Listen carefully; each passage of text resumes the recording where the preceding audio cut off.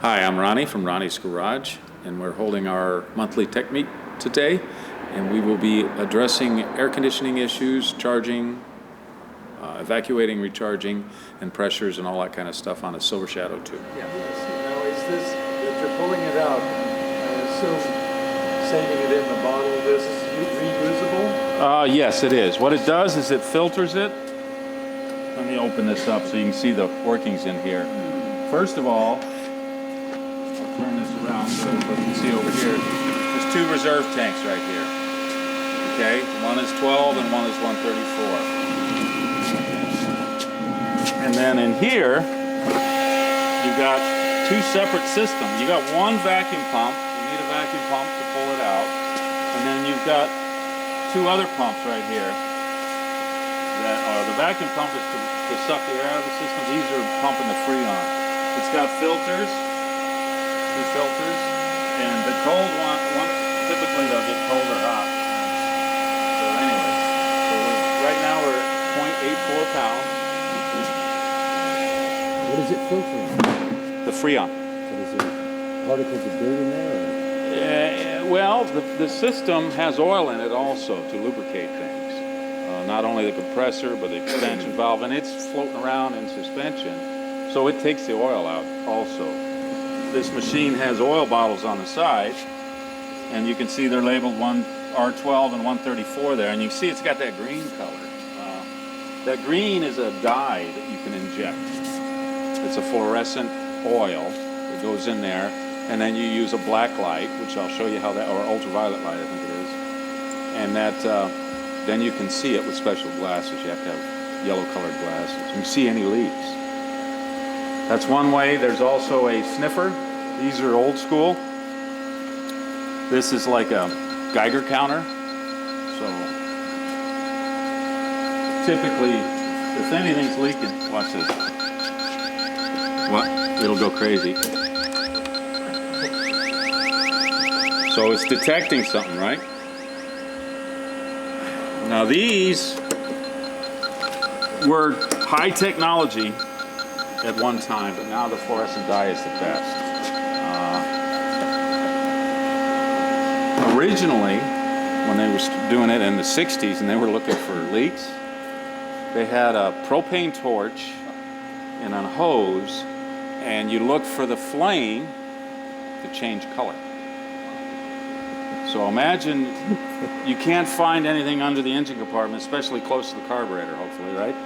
Or then you got to go in the car because the evaporator would usually go in, and then you get this on a headliner. It could be a little disastrous, so they've come a long way on that.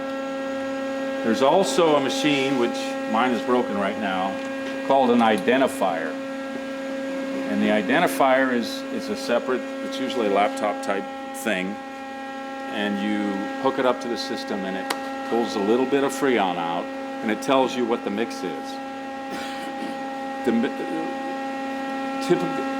A perfect system has pure Freon in it.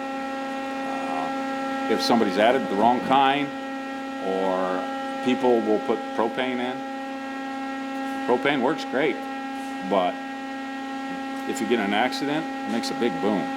That's not a good thing. So. And it'll the identifier will tell you the percentages of what kind of Freons and whatever else is in there.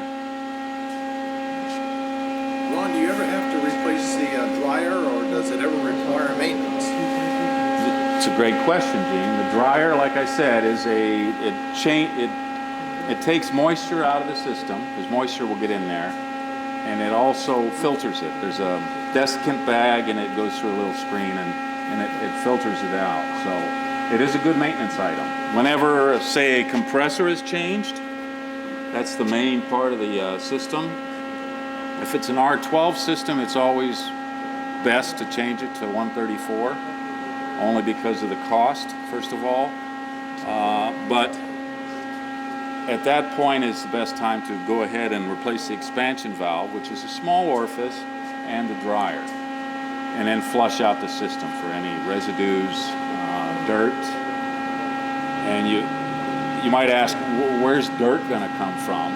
Well, the compressor is a big pump. It's like an engine.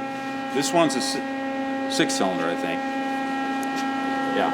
It's a 6-cylinder. This is a rotary pump, so you've actually got a shaft going through that when it spins, it has a wobbly plate on it that goes like this. And what it does is pushes 3 pistons on each side. So as it goes around, it pushes the pistons back and forth. So that's a mechanical item. When they run low on Freon, or if they run low on oil, they start dragging metal. They start getting hot. And that metal just goes through the system. It's pumping it. And the dryer, the dryer, which is down here on this car, is supposed to clean up most of it. But a lot of times it ends in the expansion valve and it plugs it. Didn't they go to a different compressor on the 20,000 series? There are, they went to the smaller Sandin style. Is that more reliable or less reliable? It's more efficient, it's lighter weight, and that's the reason. Is you can use less Freon in the system. There's a lot of reasons they changed. This compressor is gigantic, and it's a pretty good compressor, but things improve. The ones on the modern cars they're almost like space age. Super small, super low capacity, and they have variable output.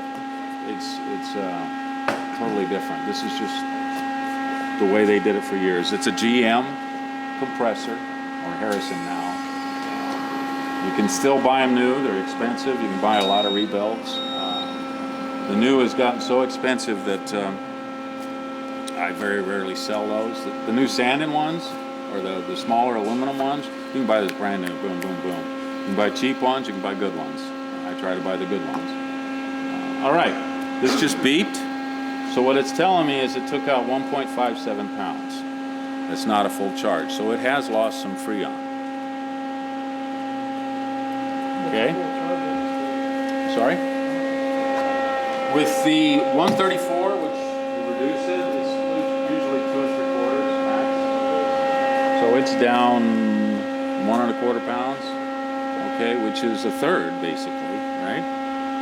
Or no, it's about half.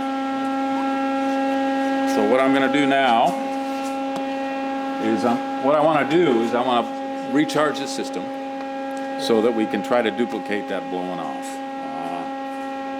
Or let's try something else. Now that I got that out. All right, so this is an ultraviolet light. You do not want to look into it. It's not good for your eyes. I'm going to let people try these on and see what it looks like. I'm going to take a quick look and see if I can see green. It's kind of hard sometimes.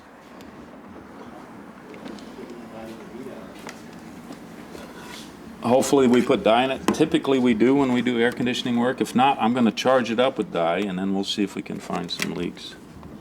I can't really see anything, so once I see a smoking gun, I will let you guys look. So what color will it show up as? It'll be bright green. Okay. Fluorescent green. So what we'll do now is we'll go ahead and put a vacuum on this. We'll charge it up. I'm going to add oil. We're on the 134. That's good. This is the green oil over here. And we'll get started. So there's something called a vacuum charge on this machine. You press that and it'll automatically, it asks you to connect the hoses, press start, asks you how much to put in. We're going to go 275 and then press start again. And then it's going to ask you how long to evacuate it. Now evacuating, what that does is a vacuum pump. And it just tries to suck air through there. And when it reaches a near perfect vacuum, and which is unattainable, I think, but it's close to 30 inches of vacuum. That's typical system is clean. And it's the longer you leave it on there, the more particles it's going to fall out or pull out. So we'll just go ahead and press start. You hear that big pump's pumping now. And you can watch the gauges. They went down real quick, right? So when it's down to its full vacuum, it's going to be over here near the 30 inches. See, on this side of the zero, on the low side gauge, this is inches of vacuum. And on the high side, it's pounds of pressure.